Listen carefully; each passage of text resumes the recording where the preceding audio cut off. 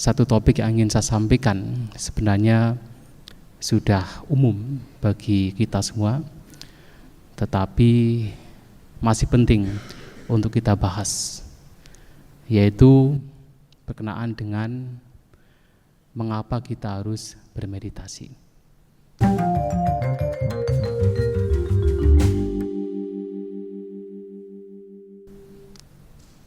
Jadi tentang meditasi. Kalau kita mempelajari ajaran Sang Buddha, terutama dalam hal praktek ajaran Sang Buddha, biasanya ada 3 hal yang kita peroleh, yang harus kita latih, apalagi para perumah tangga, yang kita sebut sebagai dana, sila, dan bawana. Dana adalah memberi, sila adalah latihan kemoralan, moralitas, etika, sedangkan bawana adalah pengembangan batin, atau seringkali kita sebut dengan istilah meditasi. Kalau kita mengkaji 3 hal ini, maka kita mendapatkan bahwa 2 hal yang pertama, yaitu dana dan sila, itu sudah umum, sudah lazim, tidak hanya diajarkan dalam ajaran Sang Buddha, tetapi juga dalam ajaran-ajaran lain. Apakah agama Islam, Kristen, Katolik, ajaran lainnya juga mengajarkan dana dan sila. Meskipun kalau kita mengkaji lebih lanjut, lebih detail lagi, 2 hal ini ya ada sedikit perbedaan dengan ajaran Sang Buddha. Tetapi paling tidak 2 hal ini juga ada di dalam ajaran lain. Seperti misalnya dana, yaitu memberi. Nah, kalau kita melihat dalam agama Islam, itu juga ada istilah yang disebut sebagai zakat. Zakat fitrah itu adalah salah satu bentuk latihan untuk memberi, menjadi orang dermawan.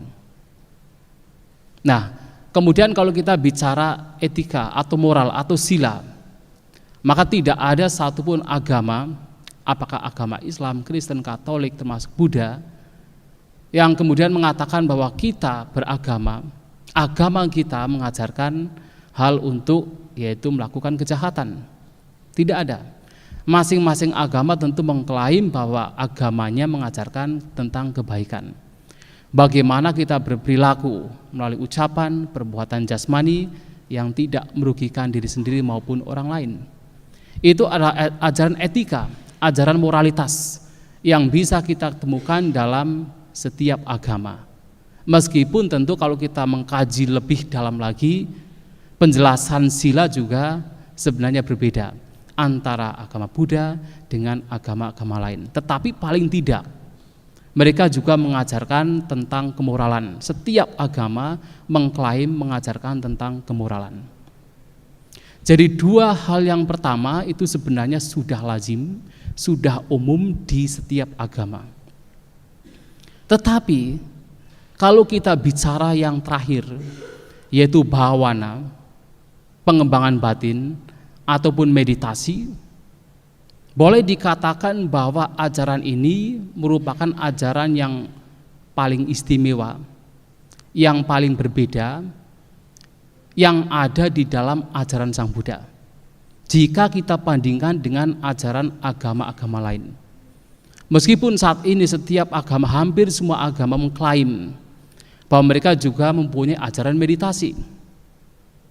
Ya, salah satu contoh misalnya, ya kalau kita bicara agama, karena kita juga sudah terkadang bertemu dengan para pastor yang mengatakan mereka juga ada ajaran meditasi, yang dalam satu yaitu statement dalam Bible dikatakan, kalau kamu diam, kamu melihat Tuhan.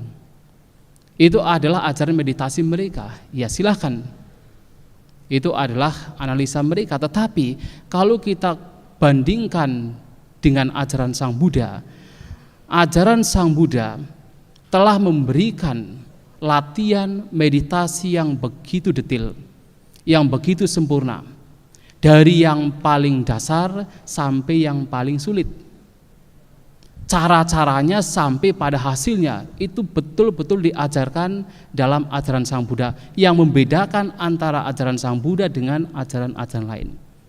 Sehingga di sini boleh dikatakan bahwa ajaran meditasi bawana, pengembangan batin, merupakan ajaran yang membedakan antara ajaran Sang Buddha dengan ajaran dalam agama-agama lain. Bahkan yang paling unik dalam ajaran Sang Buddha sebenarnya, termasuk yang paling ditekankan dalam ajaran Sang Buddha sebenarnya adalah meditasi itu sendiri. Dana, sila, dan bawana. Dana dan sila sudah lazim, umum dalam setiap agama, tetapi bawana, meditasi, itu yang memberikan perbedaan antara ajaran Sang Buddha dengan ajaran-ajaran lain, yang paling ditekankan di dalam ajaran Sang Buddha.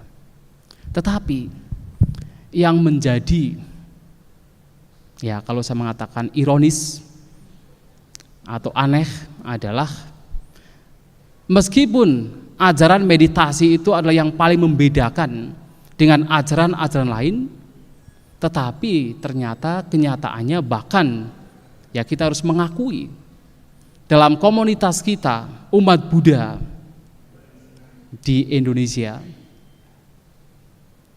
meditasi belum begitu diminati. Betul tidak? Betul tidak? Meditasi belum begitu diminati.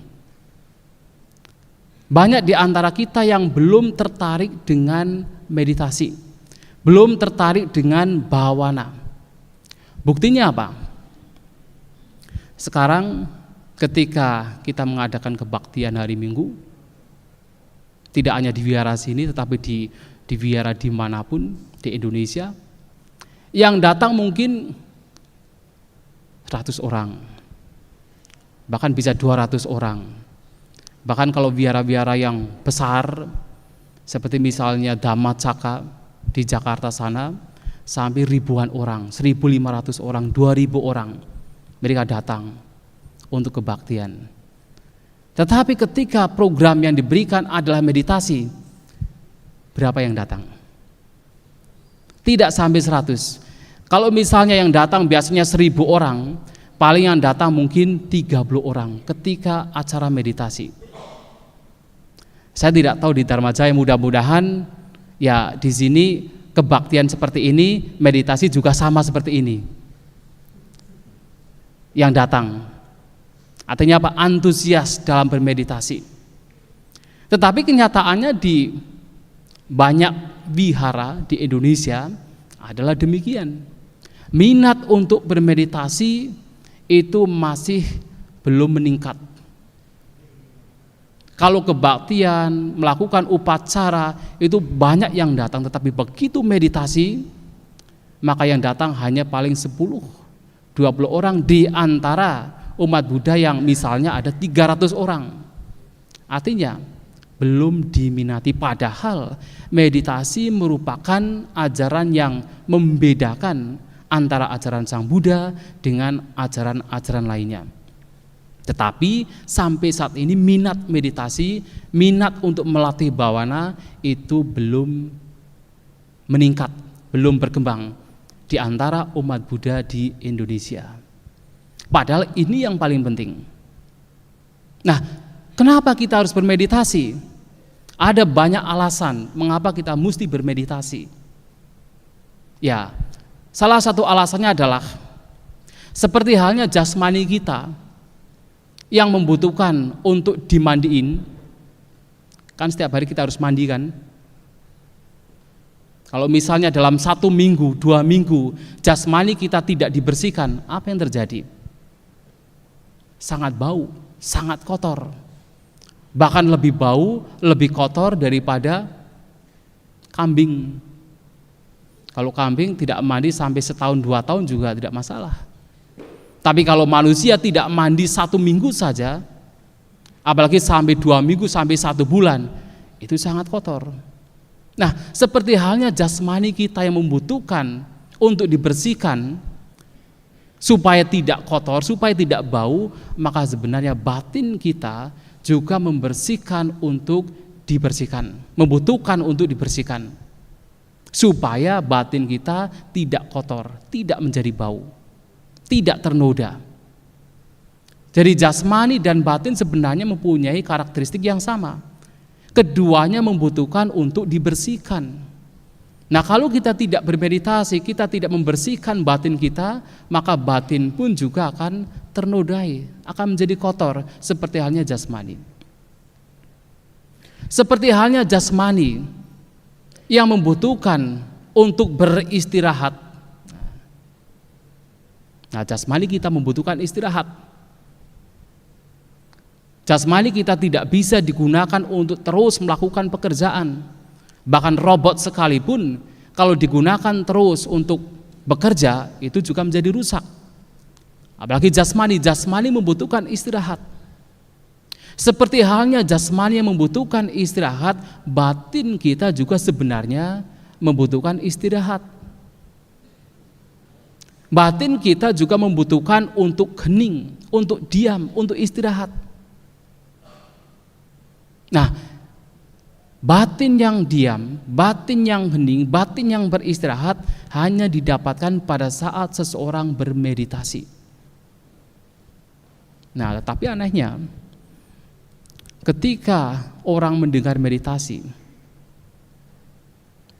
terkadang bukan dia menjadi beristirahat, tetapi justru menjadi tegang.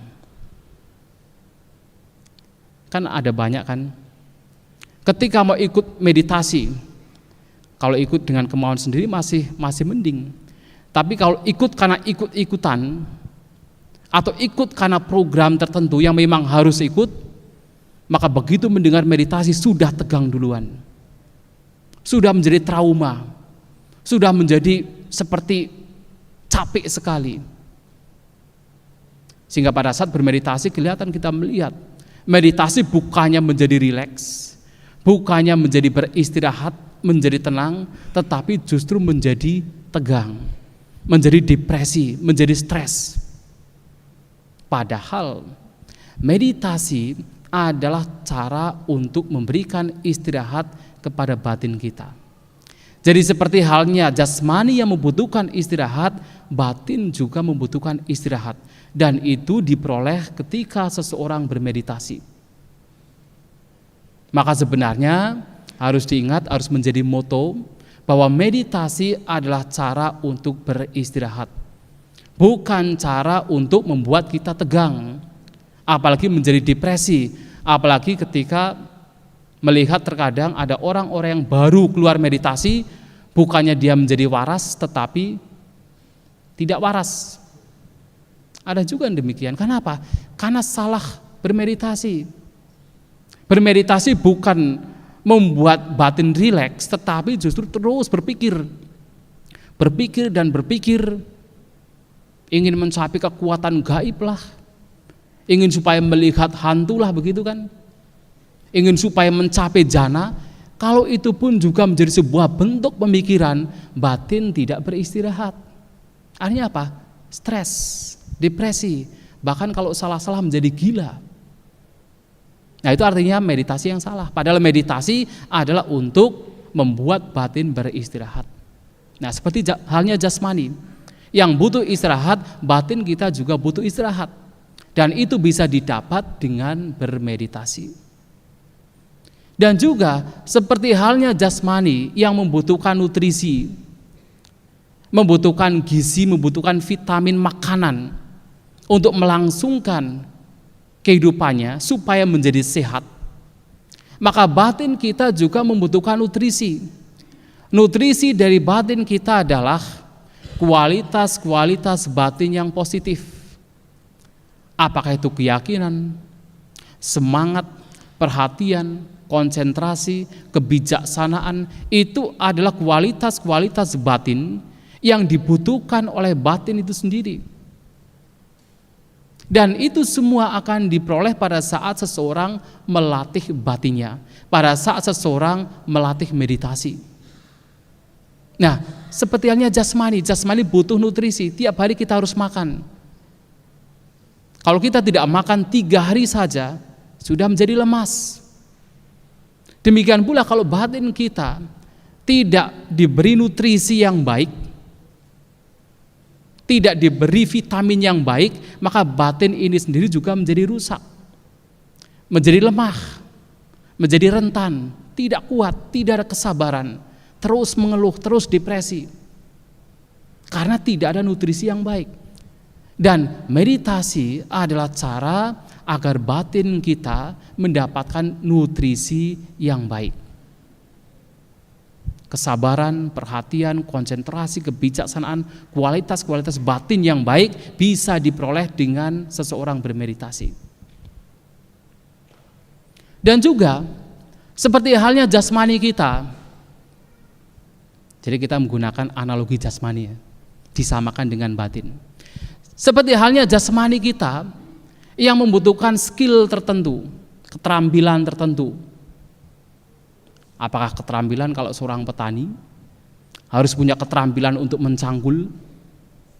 Kalau tidak bisa mencangkul, bagaimana dia bisa menjadi petani? Atau seorang yaitu arsitek harus punya keterampilan untuk menggambar, menghitung. Seperti halnya kita, jasmani kita membutuhkan keterampilan tertentu agar bisa hidup, melangsungkan hidup, untuk mendapatkan pekerjaan, mendapatkan job, mendapatkan uang. Demikian pula sebenarnya pikiran kita, batin kita juga membutuhkan keterampilan. Tetapi tentu keterampilan yang dimaksud adalah keterampilan yang positif. Jasmani juga punya keterampilan yang negatif. Salah satunya adalah keterampilan mencopet. Mencopet itu keterampilan. Itu dibutuhkan sebuah kelehian. Kalau orang bisa terampil mencopet, dia bisa sukses. Bisa sukses. Itu juga butuh keterampilan yang luar biasa kalau bisa. Tetapi tentu keterampilan yang tidak positif, keterampilan yang negatif. Nah, batin kita juga sama. Batin kita juga membutuhkan sebuah keterampilan.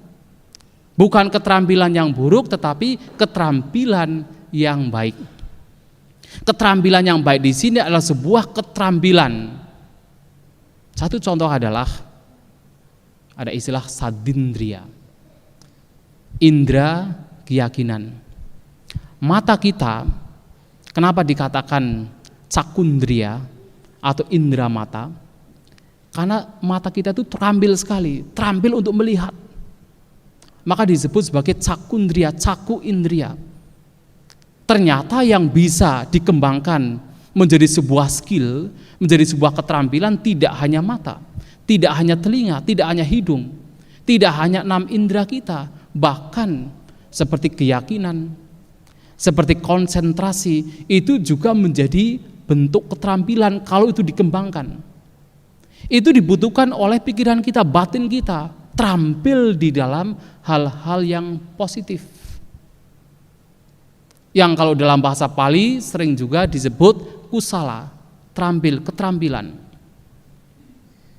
Nah, ada, kalau mungkin Bapak Ibu Saudara sekalian pernah meskipun sedikit belajar psikologi, mungkin pernah mendengar bahwa sebenarnya perilaku kita, ucapan, perbuatan, dan pikiran kita 99% itu bermula atau berakar dari yang disebut sebagai unconscious mind atau pikiran bawah sadar. Kalau dulu dikatakan 95%, tetapi riset terakhir mengatakan 99% sebenarnya yang mengawali segala bentuk perbuatan kita. Sedangkan perbuatan kita yang sadar, yang bermula dari conscious mind, itu hanya 1%. Bagaimana kita membedakan ini perbuatan yang berawal atau berakar dari conscious mind dan unconscious mind? Yang conscious mind adalah perbuatan yang biasanya muncul dari seperti insting, refleks, atau gampangnya untuk membedakan adalah ketika seseorang memainkan piano. Dia sudah terampil dalam memainkan piano. Sebenarnya pada saat dia sudah terampil dalam memainkan piano, di situ pikiran bawah sadar yang kebanyakan bermain di situ. Tetapi begitu dia sadar terhadap jari-jarinya, dia tidak bisa bermain. Maksud tidak? Kalau dia membebaskan pikirannya, asal yang penting main saja, dia bisa bermain. Tetapi begitu dia mulai mengamati, sadar dengan gerakan tangannya, gerakan jarinya, dia lupa untuk main. Artinya apa? Ketika dia main, itu 99% itu adalah unconscious, pikiran bawah sadar yang bermain. Tapi begitu dia sadar, dia tidak bisa bermain. Ketika dia sadar. Atau ada satu cerita, dua binatang, kelabang dengan katak. Pernah melihat kelabang kan? Kelabang itu adalah, kalau dalam bahasa Pali itu namanya Satta Padi. Dalam Kanda Parita ada Satta Padi, itu kelabang. Kenapa Satta Padi? Karena mempunyai Satta itu 100, Padi itu adalah makhluk yang punya kaki 100. Karena kakinya banyak. Kita tidak tahu berapa kakinya, tapi 100 kaki itu, makanya kelabang. Kemudian ada katak. Sebenarnya kelabang ini sudah sangat berbahagia ketika dia berjalan, enjoy, bahagia ketika dia berjalan. Tetapi suatu kali katak itu datang dan bertanya, "Wahai kelabang, sebenarnya dari 100 kaki ini, kaki mana yang berjalan dulu? Kaki mana yang jalan nomor 2, ketiga, kaki mana yang berjalan terakhir?" Begitu dia ditanya demikian, dia mulai berpikir, mana ya kaki saya yang berjalan dulu? Yang tadinya bahagia ketika berjalan, dia tidak bisa berjalan. Ketika berpikir, kaki mana dulu yang berjalan? Ketika berpikir, kaki yang lainnya mana yang berjalan? Tidak bisa berjalan. Artinya apa?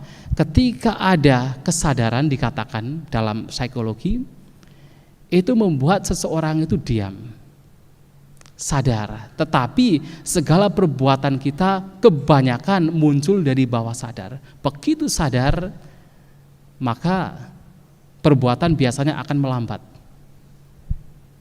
Nah,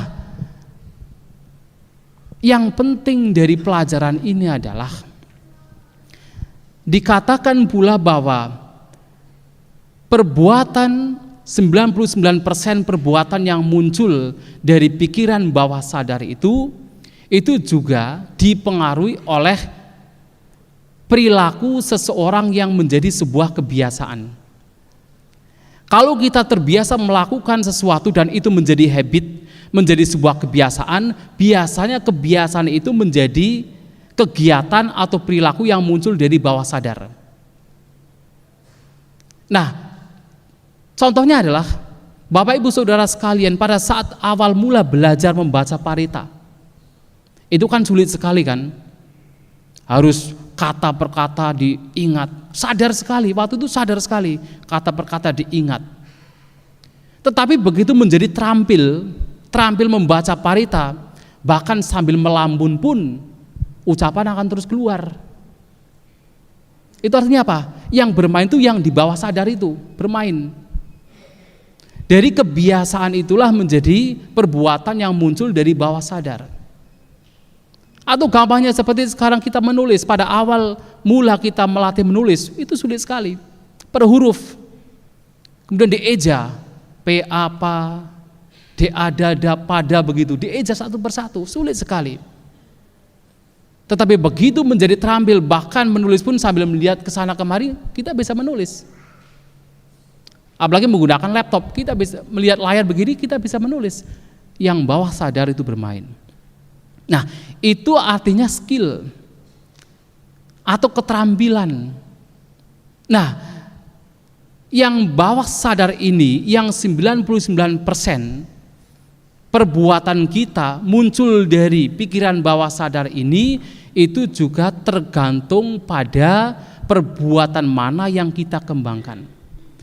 Kalau perbuatan yang kita kembangkan adalah perbuatan-perbuatan yang buruk, yang tidak baik, maka biasanya yang perbuatan-perbuatan kita yang muncul dari bawah sadar ini juga perbuatan-perbuatan yang buruk. Perbuatan-perbuatan yang tidak bermanfaat. Itu yang kalau dalam ajaran Sang Buddha disebut sebagai asawa. Asawa itu artinya kalau dalam bahasa Inggris itu adalah uncontrolled mental outflow. Jadi semacam pikiran yang tidak terkontrol, aliran pikiran yang tidak terkontrol, yang tidak terkendali, yang mengacu kepada pikiran yang buruk, tidak terkendali. Asawa. Nah, kalau kemudian perbuatan-perbuatan yang kita lakukan merupakan perbuatan yang baik, yang bermanfaat, maka nantinya yang menjadi kebiasaan dari perbuatan kita yang bisa muncul dari, yaitu unconscious mind dalam konteks psikologi, bukan konteks Buddhis, itu adalah juga perbuatan-perbuatan yang baik, yang kita kenal sebagai kusala, skill, keterampilan, sebuah keterampilan yang baik. Nah, di sini yang menjadi penting di sini adalah meditasi atau pengembangan batin di sini adalah sebuah perbuatan yang akan membentuk sebuah perilaku, akan membentuk sebuah kebiasaan yang bermanfaat, atau membentuk sebuah perbuatan yang muncul dari unconscious mind tetapi yang bermanfaat, yang baik. Nah, inilah pentingnya kita bermeditasi. Kita bermeditasi supaya apapun yang kita lakukan, kebiasaan-kebiasaan yang kita lakukan merupakan kebiasaan yang baik. Tapi kalau kita tidak bermeditasi, yang kita kembangkan adalah hal-hal yang buruk, maka apapun kebiasaan yang muncul dalam perbuatan kita tanpa kita sadari sudah menjadi refleks, sudah menjadi insting, adalah perbuatan-perbuatan yang buruk.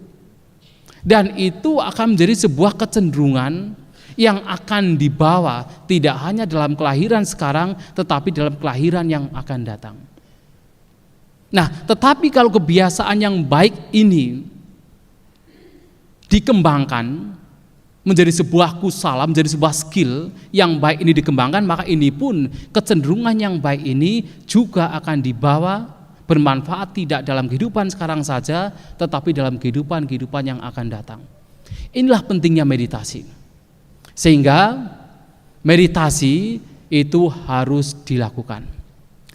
Lantas, apa yang mesti kita lakukan dalam bermeditasi? Sebenarnya, kunci dari meditasi adalah sebenarnya kita sadar setiap saat. Kunci dari meditasi adalah kita memiliki perhatian, memiliki kewaspadaan yang dalam bahasa Pali adalah sati, setiap saat, setiap waktu. Sadar, waspada, setiap saat, setiap waktu.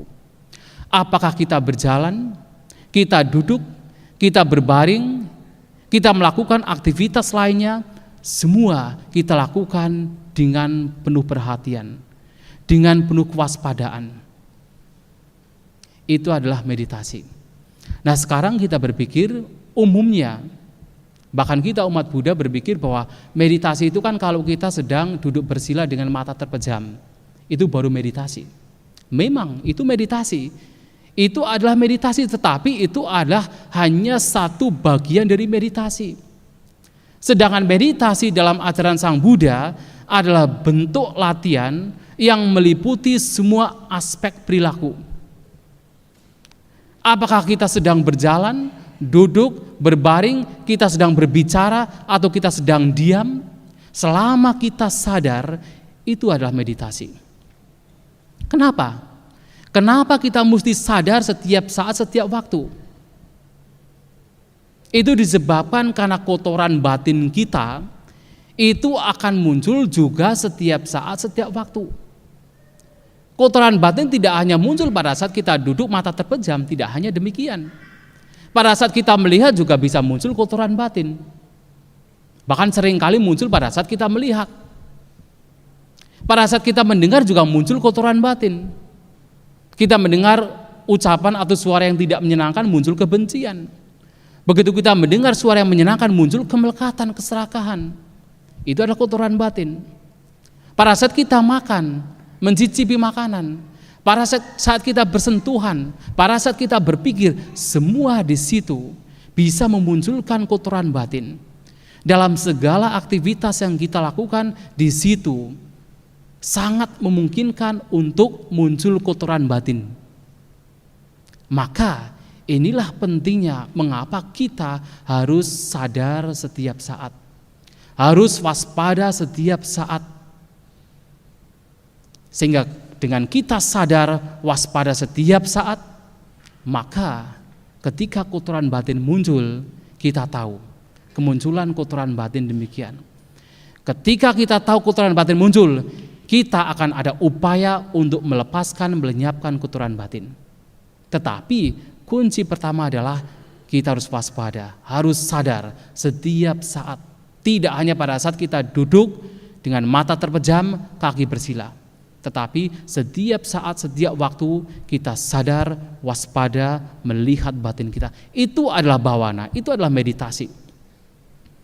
Hanya saja karena perhatian kita, kewaspadaan kita atau sati kita itu juga sulit untuk kita kembangkan, sulit untuk kita pertahankan, karena pikiran kita begitu liar sehingga sulit sekali untuk mempertahankan. Maka kita juga membutuhkan media supaya batin kita menjadi tenang, media supaya kewaspadaan perhatian kita menjadi berfungsi.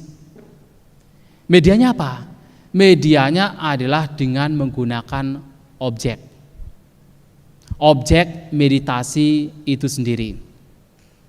Supaya perhatian kita menjadi berfungsi, supaya batin kita tidak berkeliaran terus, supaya kita bisa sadar setiap saat, setiap momen di sini sekarang terhadap apapun yang sedang kita lakukan, maka kita membutuhkan media. Medianya adalah objek meditasi.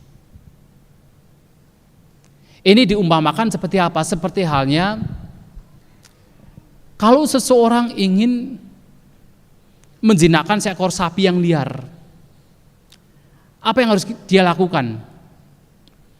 Supaya sapi yang begitu liar menjadi jinak, apa yang mesti dia lakukan? Dia harus mengikat sapi itu kepada tiang. Harus diikat. Ketika sapi diikat dengan tiang, maka sapi tersebut karena dia masih liar, dia akan lari. Tetapi seberapa jauh pun dia lari, akan ketarik kembali. Karena diikat dengan tali.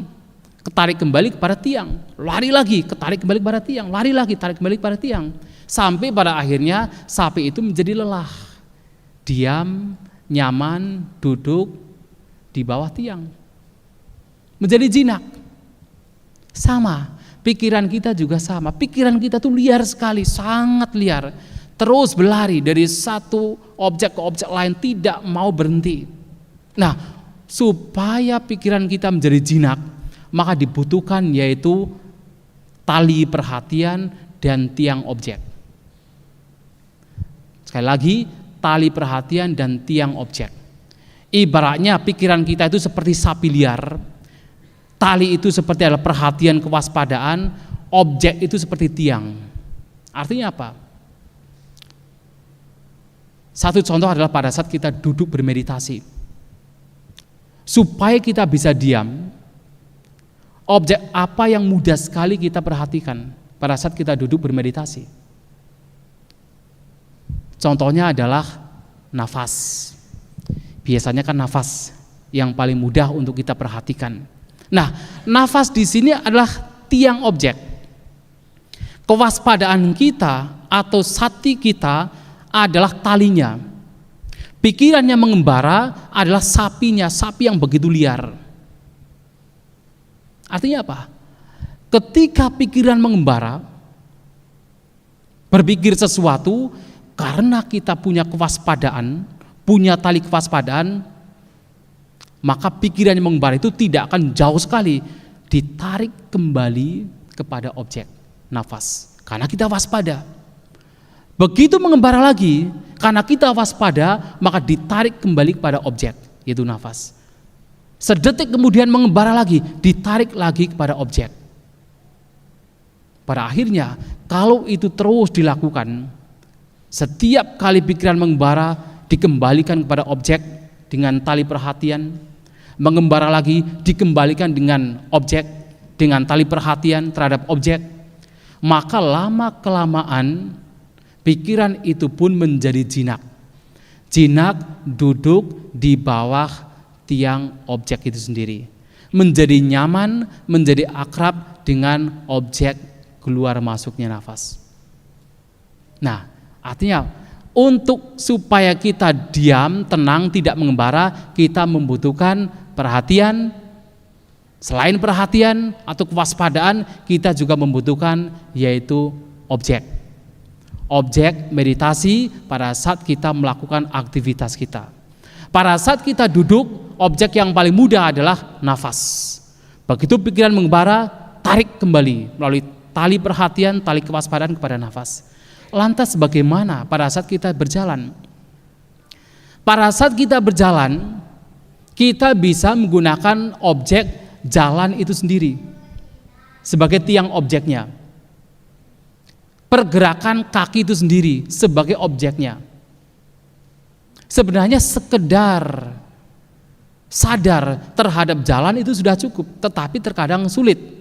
Maka banyak guru meditasi kemudian menganjurkan pada saat berjalan, arahkan pikiran melalui tali perhatian dengan yaitu objek perasaan di telapak kaki. Jadi sambil berjalan kita merasakan objek perasaan di telapak kaki.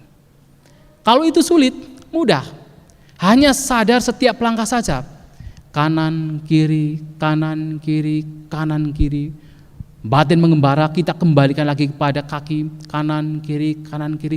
Itu adalah latihan supaya batin kita mempunyai habit yang baik, mempunyai kebiasaan yang baik, supaya batin kita menjadi tenang, menjadi beristirahat, tidak mengembara, mengisi batin kita dengan kualitas-kualitas yang baik. Pada saat kita melakukan aktivitas lainnya, pada saat kita makan, pada saat kita minum, apa yang mesti kita perhatikan? Apapun yang pada saat itu menjadi aktivitas kita, itu yang diperhatikan. Pada saat kita makan, kita perhatikan ketika mengambil makanan, ketika memasukkan makanan, ketika kita mengunyah makanan, ketika kita menelan makanan, itu yang menjadi objek perhatian.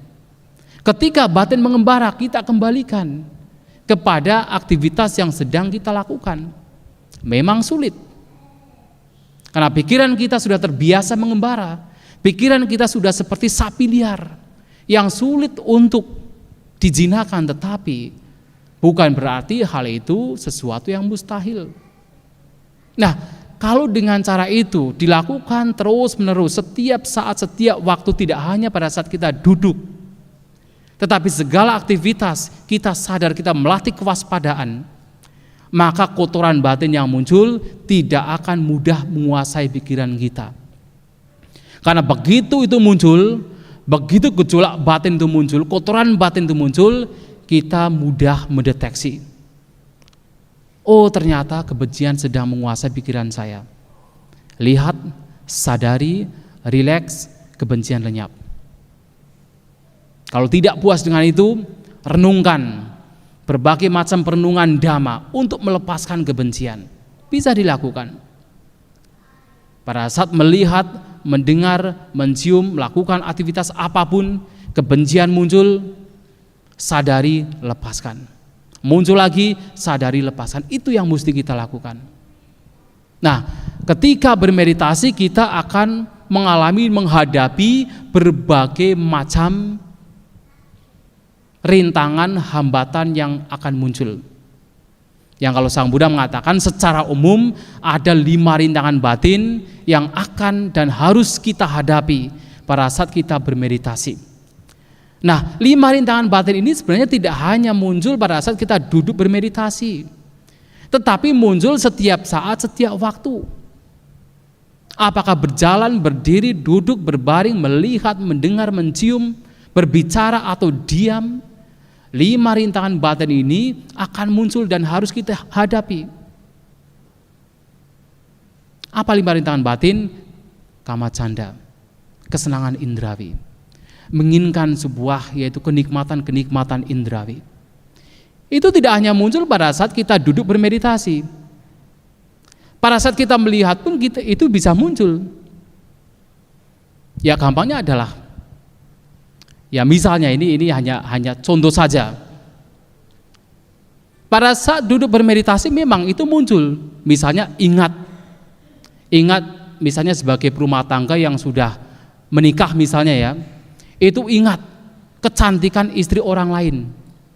Muncullah nafsu ragawi. Pernah tidak mengalami demikian? Pernah tidak? Ngaku saja.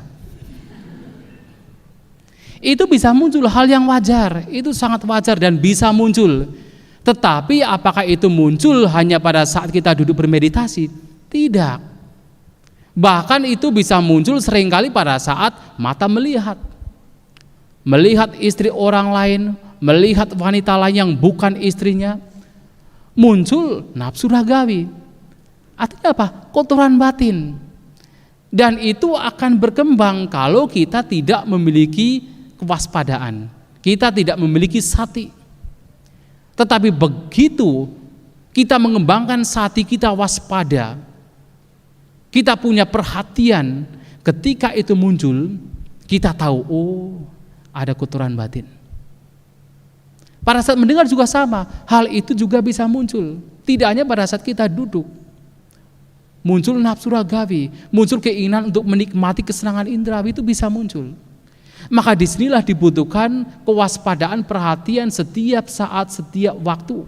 Tidak hanya pada saat kita duduk bersila dengan mata terpejam. Selain yaitu kamacanda atau keinginan untuk menikmati kesenangan indrawi, juga ada vyapada. Vyapada artinya kebalikan dari kamacanda. Kalau kamacanda ingin menikmati, kalau vyapada adalah kebencian, penolakan, ketidaksukaan, dendam, iri hati, cemburu. Itu juga bisa muncul setiap saat, setiap waktu. Tidak hanya pada saat kita duduk bermeditasi, setiap saat bisa muncul. Itulah kenapa kita membutuhkan kewaspadaan. Ketika mereka muncul, kita tahu kemunculannya, sehingga batin tidak dikuasai oleh kebencian. Dan juga rintangan batin yang sering kali mengganggu pada saat kita melatih batin kita adalah kemalasan, rasa ngantuk. Dan itu muncul tidak hanya pada saat duduk bermeditasi, pada saat kita melakukan aktivitas lain juga itu bisa muncul, malas, ngantuk. Itu yang sering mengganggu pikiran kita. Malas untuk datang ke wihara, malas untuk bermeditasi, malas untuk bekerja, itu adalah rintangan batin. Dan juga uddaca kukuca. Kalau tadi adalah kemalasan, nah uddaca kukuca kebalikannya, itu overaktif. Jadi terlalu aktif, pikirannya terlalu aktif, tidak mau diam, tidak mau beristirahat, batin terus mengembara, batin terus berpikir. Itu juga kotoran batin, dan itu muncul setiap saat, setiap waktu.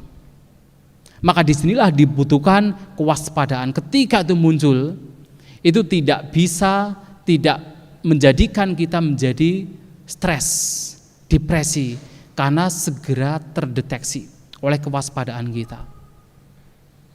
Nah, rintangan batin lain adalah wicikica atau keraguan-raguan. Itu juga sering kali muncul. Apalagi di sini tentu ragu-ragu tentang dhamma itu sendiri, ragu-ragu tentang praktek dhamma itu sendiri, tentang meditasi itu sendiri. Apalagi sudah bermeditasi selama bertahun-tahun, tetapi kok batin tidak berkembang, tidak mencapai jhana misalnya, muncullah keraguan. Bagaimana bisa berkembang kalau meditasinya hanya 1 minggu 1 kali? Kalaupun 1 tahun ya memang sulit. 1 minggu hanya 1 jam duduk bermeditasi, kemudian selama 1 minggu itu berapa puluh jam? 24 kali 7 jam berapa jam? Itu digunakan pikiran mengembara, pikiran tidak terjaga, pikiran tidak terkontrol, tidak ada perhatian, tidak ada kewaspadaan, bagaimana batin bisa berkembang? Nah, oleh karena itu kita harus memiliki kewaspadaan setiap saat, setiap waktu. Tidak hanya pada saat kita duduk bermeditasi. Keraguan-raguan demikian itu akan muncul pada batin kita saat kita berupaya mengembangkan batin kita. Tetapi kita harus punya moto. Selama apa yang kita lakukan sesuai dengan Dhamma, sesuai dengan ajaran Sang Buddha, selama apa yang kita lakukan adalah tidak membiarkan batin kita dikuasai kotoran batin, tetapi berupaya untuk mengembangkan kualitas-kualitas batin yang positif, maka apapun yang kita lakukan adalah benar. Apapun yang kita lakukan pasti bermanfaat. Keraguan-raguan harus kita tinggalkan. Nah, 5 hal ini akan kita hadapi saat kita mulai melatih meditasi. Pada saat kita tidak mengembangkan batin, tidak peduli dengan batin kita, 5 rintangan batin ini akan muncul, bahkan lebih hebat lagi munculnya. Hanya saja umumnya tidak terdeteksi.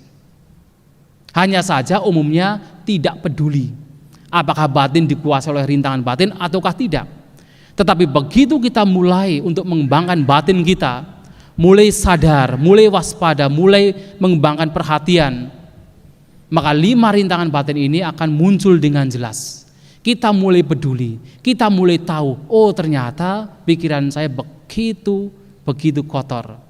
Ternyata pikiran saya memang harus dibersihkan. Kita mulai melihat kotoran batin kita sendiri. Kita mulai melihat bahayanya kotoran batin kita sendiri. Kita mulai melihat kalau kotoran batin semakin redam, maka kita semakin bahagia. Itu diawali dari yaitu pengembangan batin. Diawali dari bhawana yang menjadi inti ajaran Sang Buddha, yang menjadi penekanan apa yang diajarkan Sang Buddha. Meskipun dana itu sangat penting untuk dilakukan, sila juga sangat penting untuk dilakukan, bhawana menjadi sebuah keistimewaan bagi kita umat Buddha, bagi ajaran Sang Buddha. Oleh karena itu, anjuran saya adalah kita telah menjadi umat Buddha, kita telah mengakui ajaran Sang Buddha sebagai kebenaran, sebagai jalan hidup kita, maka kita tentunya harus melatih, mengembangkan batin kita sesuai dengan ajaran Sang Buddha, yaitu melatih bhawana itu sendiri, melatih meditasi itu sendiri, meditasi yang tidak hanya dipraktekkan, dikembangkan pada saat kita duduk bersila mata terpejam, tetapi juga meditasi setiap saat, setiap waktu, melatih kesadaran kita, waspada terhadap batin kita, mewaspadai setiap kotoran batin yang muncul. Itulah meditasi bhawana yang mesti kita kembangkan, kita latih dalam kehidupan kita sehari-hari. Dengan demikian, apapun perbuatan kita, apakah conscious atau unconscious, apakah perbuatan di bawah sadar atau sadar, semua merupakan perbuatan yang bermanfaat. Perbuatan yang membawa kepada kebahagiaan di alam sekarang maupun alam-alam selanjutnya sampai kita mencapai pembebasan. Itulah pada kesempatan pagi hari ini yang ingin saya sampaikan, semoga bermanfaat. Sabe sata bawantu sukitata, semoga semua makhluk berbahagia.